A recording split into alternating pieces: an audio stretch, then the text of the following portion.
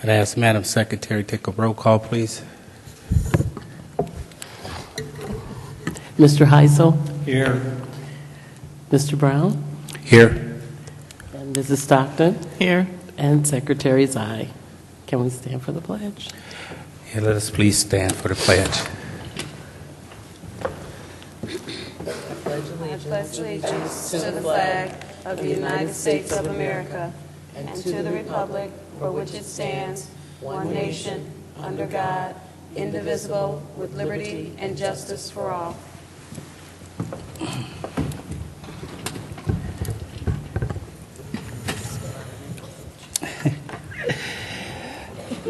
Good news report.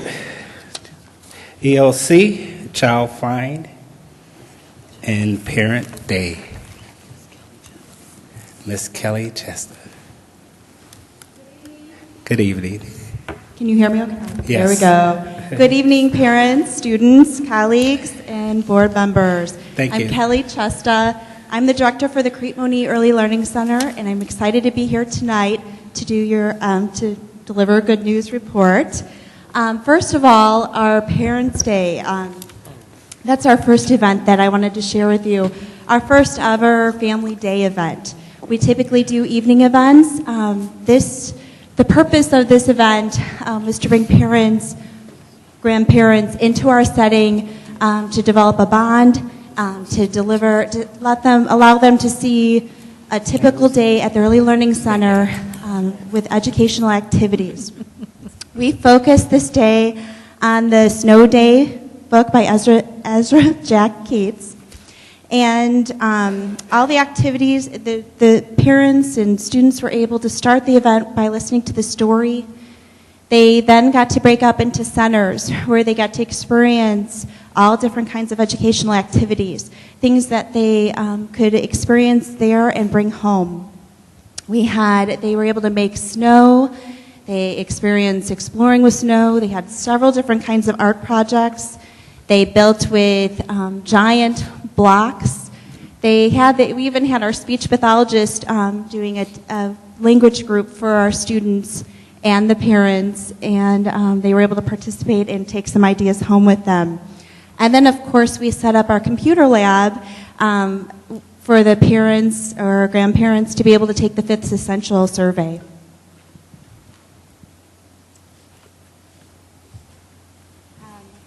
I just wanted to let you know, it's so important to us to have that bond with the families. We want to be able to provide them with information. We want to make sure that they feel comfortable in our setting so we can help them and their student. Okay. Well, we ended this morning activity with ice skating. And then they had snowball fights with following activities to music. It was an amazing experience. It was a positive experience for all there.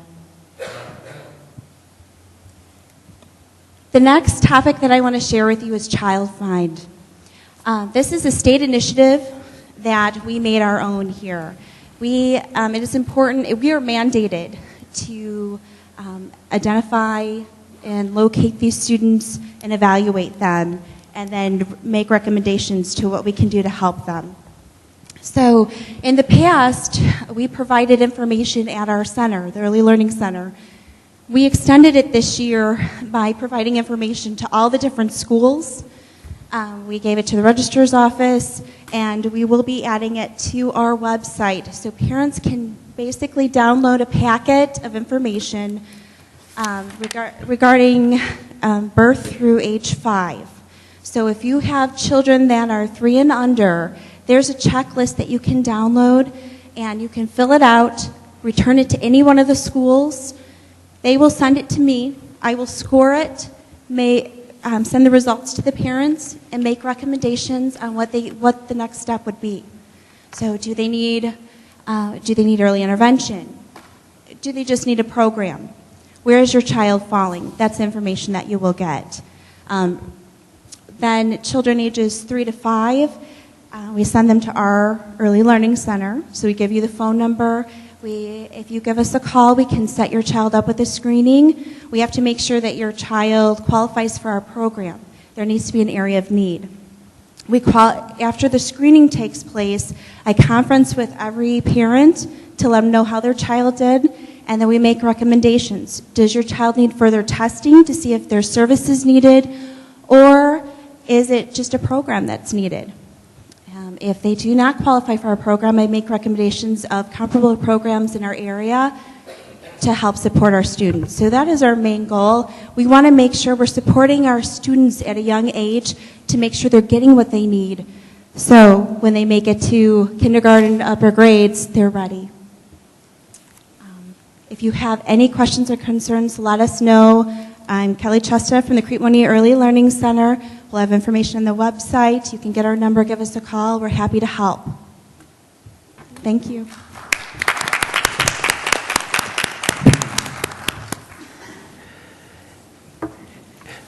Thank you. Thank you so much. Any board members like to comment? Mary? Kim? Ms. Chester, don't leave. Don't hit it I just right. want to just real briefly commend you for the work at the ELC program. I know when I was there as a mom myself, I certainly under Paul at that time, but nevertheless, you were outstanding in your work there as a teacher and certainly doing a great job as our director. So glad to have you. And that day was really fun because it was drudgy and ugly outside, but definitely warm inside at ELC. All the kids, I took some lessons from the pre-K table with the math adhesives all the way back home to my second grader. So thank you still. You never can stop learning. And just wanted to kind of reiterate something that I don't know if a lot of people realize. We talked about it a little bit about how the early learning process is so critical. And I shared with Ms. Chester that last year at the national conference, I was in an initiative workshop for early learning, and they talked about trending. You know, board members get information about statistics, why we put funding in certain things. And one of the things that I noticed with you guys on this day is finding outstanding ways to show parents the need for their kids to be. People think it's a babysitting environment, and it really isn't. And then they told us as members that we could come back and find ways to trend your data. And one of the ways, I think you and I kind of collaborated in thought, is that you can take kids that have been in the ELC program and trend finding them all the way through our district and see the growth and, of course, how well they do as a result of actually being in the ELC program as an alternative and just going to, and no disrespect to the pre-kindergarten programs or just having kids at home, but I just certainly want to commend you guys for coming up with that resource room. I didn't want to leave.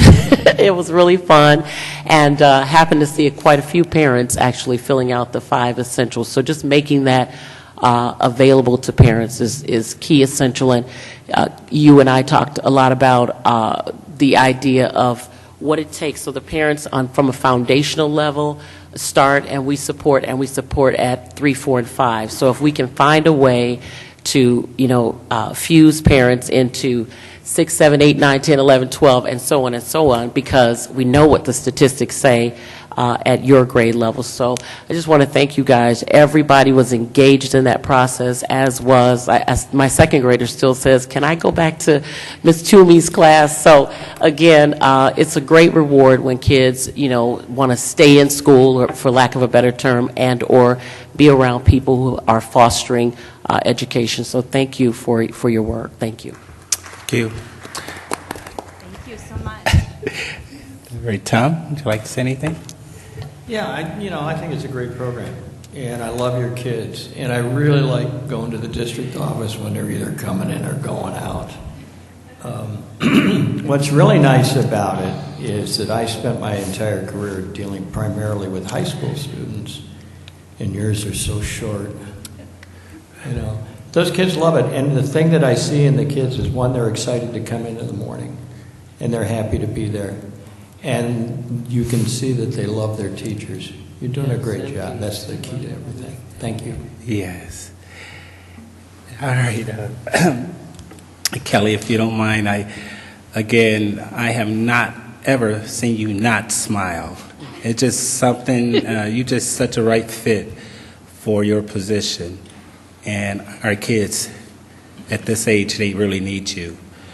And I had an opportunity to be a special parent for a day a couple years ago, and that did me well, that to be there with those kids and see how those teachers really responded to those kids.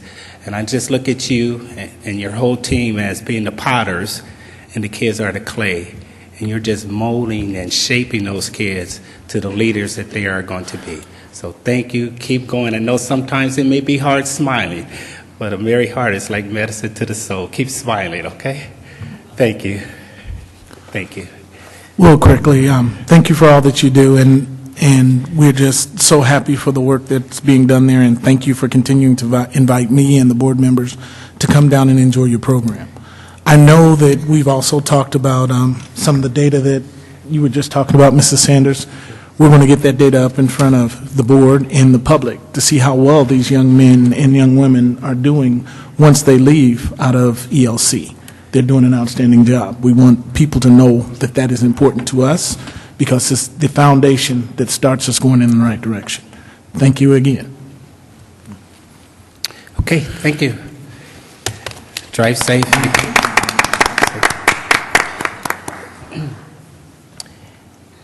All right, moving along on our agenda. And do we have any board updates?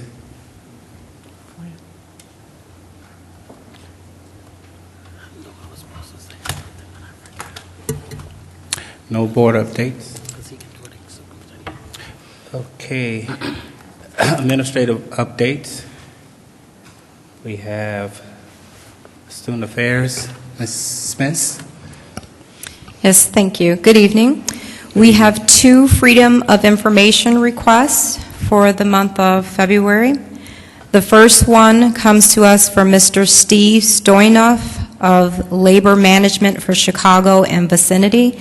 Mr. Stoynoff is requesting the certified payroll and the daily sign-in sheet for work performed at Crete Elementary School for asbestos removal done by Gorafix Incorporated for the dates August 1st, 2013 through August 7, 2013.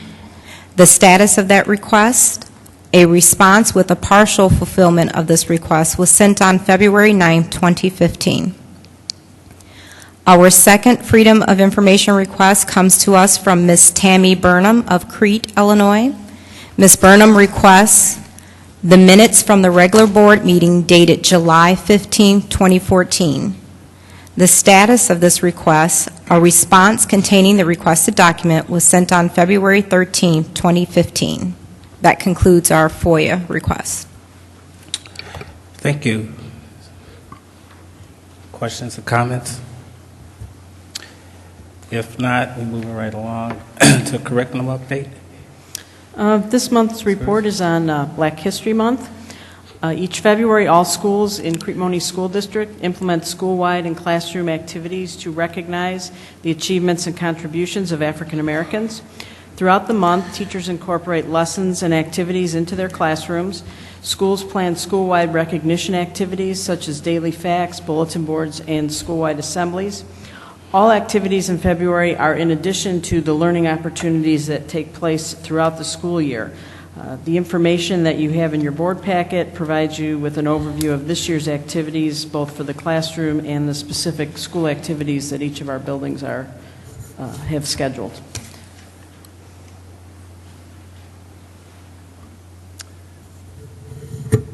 Okay, is that it? Anybody, any questions or comments on this? Seems like we're doing quite a bit for this month. A lot of activities, a lot of things going on. Play that funky music. That's our Urban Gateways Assembly, and Okay. we work with them annually and always have an assembly in February that the principals select. They have a great menu of assemblies that we can select from, so it's a Do you- good partnership with them. Do you have Mr. Cunningham dancing with I the might music? bring him over to one of the schools. No, I guess not. If not, let's get Lyle. I have one question. So, in light of the fact that this is specifically listed, do we have any other, and I know we've discussed this before, when we speak Black History Month specifically, any cultural, I mean, we have a diverse culture, so any cultural, how do we document any other cultural observances during the course of the school year? Well, the Illinois School Code mandates that we do recognition throughout the various months of the year. Like next month is Women's History Month, so we will be, planning activities and recognition and lessons around that.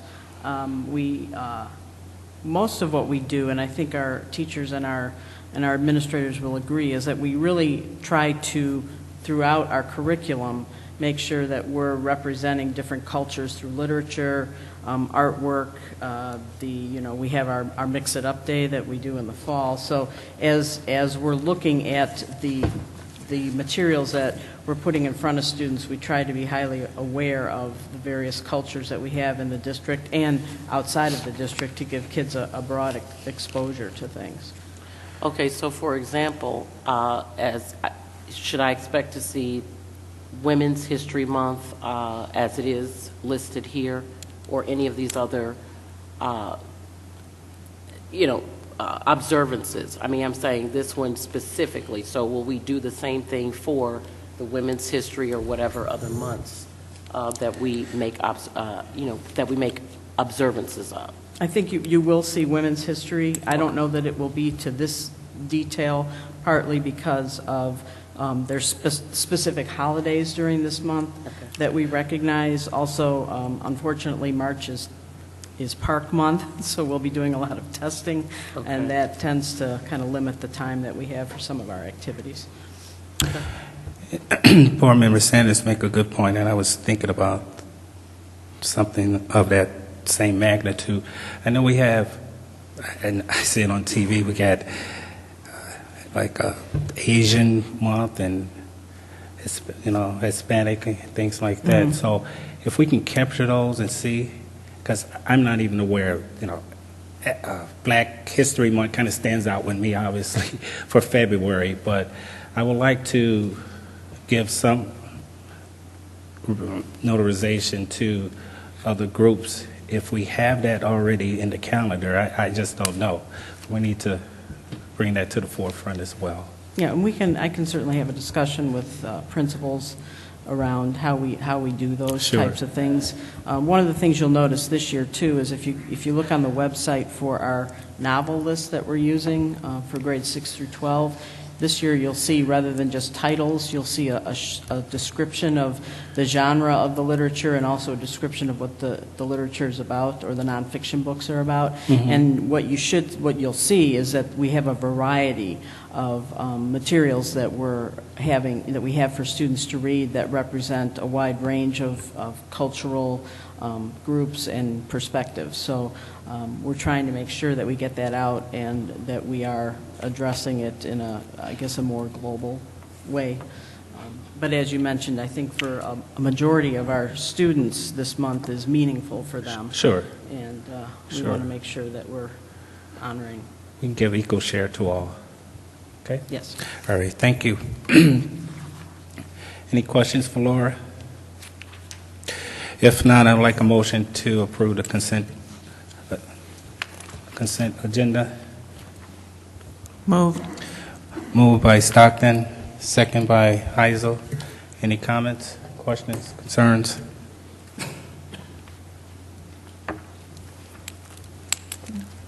If not, roll call, please, Madam Secretary. Mr. Heisel? Aye. And Mr. Brown? Aye.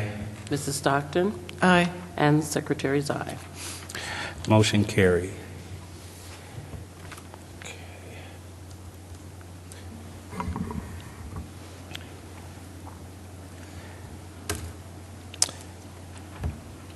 Action report, Superintendent. Yes, sir. The South Cooperative Organization for Public Education, or SCOPE as it's known here, presents itself as the representative of South and Southwest suburban school districts in both Cook and Will counties. SCOPE is currently representing 56 public school districts with a combined enrollment exceeding 300,000 students.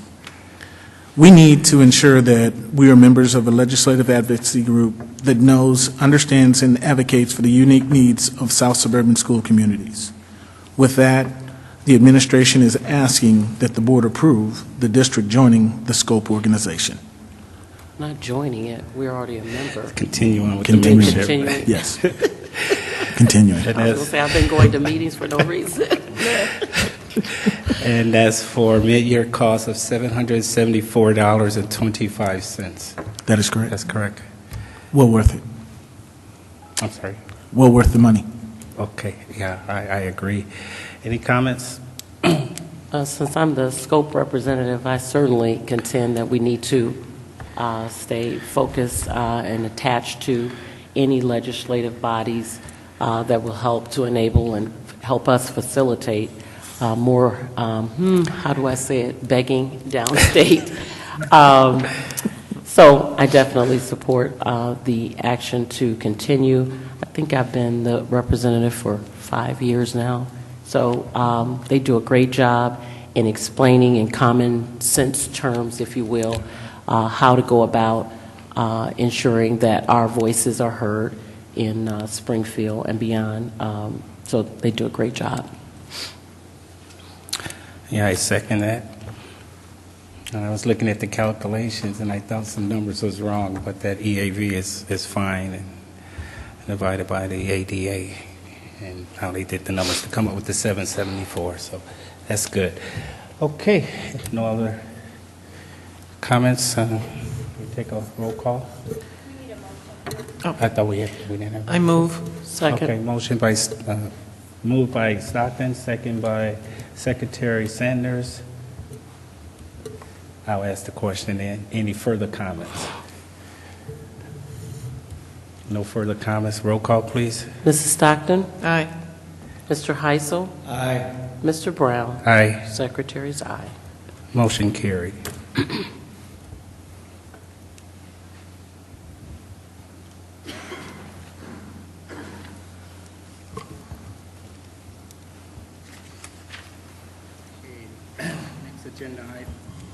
Next agenda item is that an action item here? Curriculum is the approval for our 2015-2016 calendar, school calendar.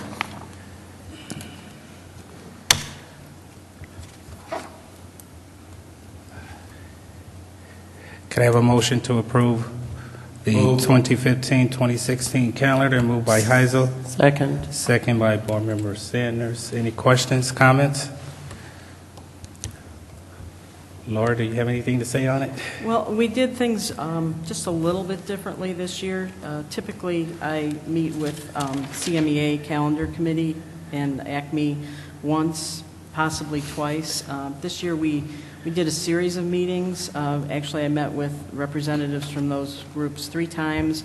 We also brought the draft committee calendar to the Education Committee to talk about it in January. And this year, we really looked at 4 considerations in developing the calendar. 2 we've been looking at for several years, which is to be able to end the first semester before winter break.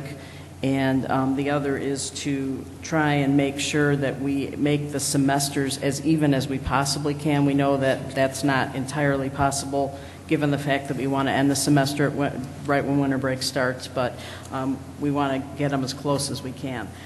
The other 2 things that came into consideration this year is now that we have park testing, we have to have a 20-day window in March and May in which to conduct the test. So we were looking closely at March, And the other consideration that we talked about was if we move ahead with the proposed addition to the middle school, we wanted to try and end school as early as possible to lengthen the summer for construction purposes. So with that in mind, the committee recommended that we have student attendance days on Veterans Day and Casimir Pulaski Day for the next school year. And then when we move forward with that, we had, again, the opportunity for all of our staff members to vote on the calendar. And the result was that we would start school with 2 institute days on the 17th and 18th of August, which is when we traditionally have started. The first day of school would be a Wednesday, it would be August 19th. And then the staff selected winter vacation as 2 full weeks beginning on Saturday, December 19th. So 18th would be the last day of school. It would go 2 full weeks. And then we wanted to try something a little different this year, which was to put an institute day on the Monday right at the end of winter break so that our staff could come back and look at data from the first half of the year and plan for the second half of the year. So they really wanted to do that, and we have a lot of work to do around data and assessment, so it sounded like a good opportunity to try that. And then our Good Friday would be, our spring break would be Good Friday and the week after. And the last day of school would be Friday, June 3rd, if we use all 5 of our emergency days, which for the last couple of years we're coming pretty darn close to that. If we don't, this would be totally different. We would actually get out before Memorial Day if we do not use any emergency days next year. And then, of course, this calendar, as we discussed or was presented earlier, does include the early out for the high school for next year. So we're recommending that the board approve the proposed calendar. Does anyone know when is prom, senior prom? It's usually May. They won't. Next year. They won't set that, I don't believe, until the calendar's set. I had a couple parents come up to me and said, if we could move prom away from Mother's Day weekend. So I said, I'll talk to some people and see what could happen. So I imagine Mother's Day is probably the 8th of this next year, Yes, the in May of following year, 2016. Yes, I believe it is. The high school principal is in the audience. He's heard you. I'm sure that when they come, he's got a back in that thumbs corner, up. hiding in that corner. Thumbs up from the high school. I'm sure when that comes up with the group for Please prom, they consider will that. consider that. Please They will. consider that. And as a former high school principal, that's not the first time I've heard that. So we want our day, you know. So, okay, great. Just one question, or maybe even just a comment, Ms. Hirsch. So with the calendar, statistically speaking, I see where we've had a lot of discussion over the years about the change here or there, and then there's this committee. What am I? Oh, here it is. Just simply that, do you take into consideration or do you pile up the data? For example, like this institute data, I know the one immediately following the break. Mm-hmm. So that's a newbie. So do you gather statistics and join them with the committee findings or the committee group that you bring together and kind of see what, because I'm assuming the calendar is extremely important, as we learned last year. What was the discussion? Well, let's have the kids not go on a long hiatus and have to come back and take their finals. Mm-hmm. So do we know, we make changes I'm trying to get to, and do we know what the data says? Does the data support that now that we've done it this way, the success ratio is XYZ or not? Do you know what I mean? I don't think the data in the way that you're speaking of data. I'll give you for instance. We had an institute day today, and we had one back on the Tuesday following Martin Luther King Day. When we do that, students obviously get a long weekend, but it causes, we're in school for 2 weeks, then we have a short week, and then we're in school for 2 or 3 or 4 weeks, then we have a short week. Like this week, we have Friday's a half day because it's the end of the third trimester. So we put the Institute Day this week, so we've only disrupted 1 week of school as opposed to disrupting 2 weeks of school. Okay. By putting this, moving, we would still have an Institute Day in January. We've always had an Institute Day in January. But by moving this Institute Day to the Monday that we come back, the teachers will come back hopefully refreshed. But it allows students to have that extra day, and we haven't really gotten them in and then sent them home. So we're hoping that maybe having more of or less of a disruption will serve us better. Just a lot of districts put them in certain places. Sometimes they move them around. In fact, you'll notice on this calendar we put one in April for next school year because we have to preserve that park window. So we're park testing in March and we're park testing in May, and then the time from spring break to the end of the year is about 8 weeks with no days off. Did you say you need 20 days in each month for park testing? It's a 20-day window. Yeah, so okay. we want to make sure we've got 20 days of school without disruption. Okay. So we put this Institute Day in April to kind of help give everyone just a little change in the schedule, but also when we look at what we're going to do with that day, what can we do with the day in April? We can use it to start our summer work, our school improvement planning, those types of things that are toward the end of the year as we're moving into summer. So every time we place one of these days, we're placing it strategically. But as far as any hard data on what the impact is, I would say that there probably isn't any hard data. And I think what she was asking, I'm sorry not to jump in real quick. well, I'm just going to say, I mean exactly what I'm saying as it relates to data, because clearly we can take documentation, what worked, because we switched the calendar we switch it every year. I'm just saying, and even now that you have to have park testing versus some of the other previous testing in years past, I mean, it's right to fix the calendar in such a way that the students will most benefit, because I'm telling you, until you guys brought the issue up about, this long hiatus, and they're sitting there, kind of enjoying the holiday, but the real work is going to begin come it's time to come back to school. Had they known, maybe they would have been at home instead of opening presents and going away for vacation, staying home and studying for real. So, I mean, it's just helpful even, I think, I've heard people questioning data and, research, and I think it's important that we don't just change the calendar all willy-nilly, if you will, but that there's a rhyme or reason. And I guess that's what I'm trying to convey to you, is that when we set these days, we're doing it with some rhyme and reason as to why we're doing it. I think more that she was asking us for is, and we can probably gather this data, is taking a look at the difference between when kids take the final exams after winter break as compared to when they take it before. Because they're more prepared, they're working with the teachers before in that week. I think that's kind of what you're looking for. And we can do that. I mean, we've had this before winter semester now. I think we've had it 4 or 5 years. Okay. 3 or 4 or 5, somewhere in that range. So that's not new. It's the early out is new, and the Institute Day placement right after the holidays is a change. we must have the winter break.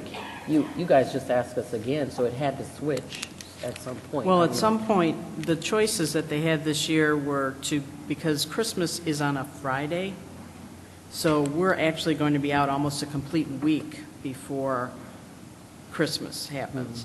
When we had this a few years back, because it changes every year, if you'll recall, we did do a midweek to midweek type of thing for a couple of years. And, we had some people that liked it and some people that didn't. And I guess this vote is the sign of who liked it best, because it was an option. So. I don't think they're here.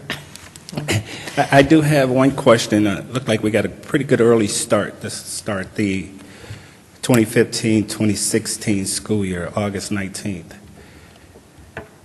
Have we thought about, when it comes to starting the 2016-2017 school year with the construction going on. If for some reason it runs over, what is our drop dead date as far as starting? I haven't actually calculated it, but that is the next step, is to look at, okay, now, when are we going to start the following year? Again, with that idea of, let's keep that summer, get that summer as long as we possibly can. We're pretty close to a drop dead date as it stands right now. I think the only way to get a later start is really to seriously look at these holidays that we have in the calendar. We did that before when we built this building and we built Monee. We did go to like an after Labor Day start, but we eliminated Columbus Day. We eliminated those days to gain a few more days so that we could start a little bit later. Okay, great. All right, we got the motion out there, do we not? Mary? Laura, do you want to explain what early out is? Oh, yeah, we had a question. Oh, we had a- I don't know if Do you Meg want was going to get back. Carol? Were you going to get back? Yes, I was going to get back with more detail than we can provide here. I'd be glad to. It'll be up on the internet, for sure. Yeah, we had a lot of discussion on that. Okay. Okay, we got a motion, do we not? Okay. Any other questions or concerns? If not, Madam Secretary, roll call, please. Okay, Mrs. Stockton? Aye. Mr. Brown? Aye. Mr. Heisel? Aye. And Secretary's aye. Motion carry. Old business, any old business? No old business? New business? You know what, I would like to just share with the district. This is a district-wide, I guess, it's a district-wide opportunity, I guess. Those of you who know that I'm a township trustee for Monee, and I'm also the youth chair for our youth program. And we have a program that we conduct activities at Governor State on Sundays from 5 p.m. to 9 p.m. And the last couple months we have not been able to participate for various reasons. But we're kicking it off this Sunday, February the 22nd. And we're going to have a couple dignitaries out there talking about youth empowerment. That one of the dignitaries is our Illinois State Senator Napoleon Harris III, and the other dignitary is our state representative Anthony DeLuca. So they're going to be speaking about 7 o'clock. The program is open to all of the taxpayers and their children in the school district. So if you are interested out there, please call 708-534-6020. That is the phone number to our village administrator or township administrator for more information. Again, 708-534-6020. Be a good time to come out with your kids and hear the two dignitaries speak. We have pizza and some other things. Bring your swimming trunks. Bring your gym shoes to play some volleyball, basketball. We also do some mentoring as well and tutoring. How much is it? The speakers are going to come up at 7 o'clock. I gave them some real precise times. 7 o'clock to basically 7:30. So it's not so much speaking so people can have fun. Okay. The kids play basketball usually from 5 to 7 while other kids are swimming and different activities. So it's a time to let your hair down. And Do we have to pay to eat? no, the food is on the youth committee. And as far as any other information, that's about all I would like to disseminate at this time. We can get it from that phone number, okay? Thank you. And I just had one, since I did see the Principal Harden walk in. I just want to commend you. I was at the high school volunteering a week or so ago, I think. And, you know, we put policies in place for a reason, and I saw it in action on a specific day. And it was commendable enough for me to make note of it today and any day going forward. The bottom line is we paid money into what's the system for security, for those to get badges. I forget the name. What's the system that we're, Raptor, yes, to identify individuals that are coming into our schools and for the protection and safety of students. We've heard a lot about, safety and protection, and whether we have or haven't, it should be our top priority. So, and what I witnessed is, a familiarity. We feel like because we're known around town or what have you, that we can just walk into a building. I read an email from someone some weeks ago, and they inquired about why board members have fobs and entrance. And the state of Illinois, for anybody, people who are running and for election, you're going to get a fob because it's your responsibility to observe and watch the buildings. You can't very well vote on something or be accountable for something that you haven't never seen. So I'm always in the building. I'm going to always be in the buildings, both as a volunteer and as a member. But most importantly, I still stop at security, I still sign in, and I still show my identification. And anybody who doesn't do that is breaking the rules and the responsibility that they have to provide safety. So, Mr. Harden, I know it was a tough thing for you and your security to have to actually say to individuals, no, you have to go back to our security desk and ensure that we're all providing safety for our kids. I feel like we've done a better job in doing that. We've been laxed in the years. Oh, I know you go on through, I don't know what your day is like, what it's been like, and that could present a danger to students. So thank you, because in the midst of it all, it doesn't matter who it is. I show my ID, I show my badge.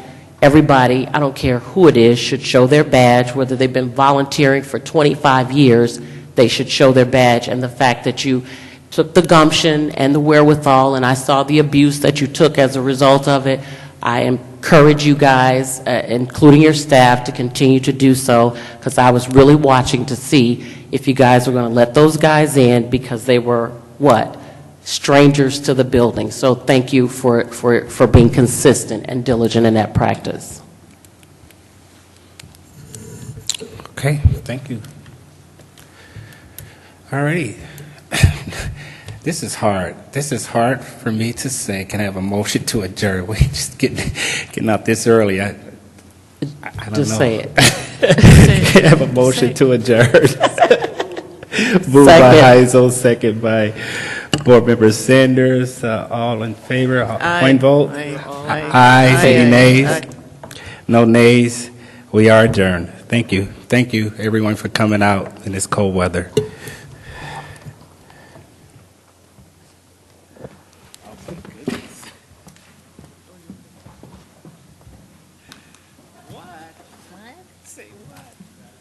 What time is it? I know.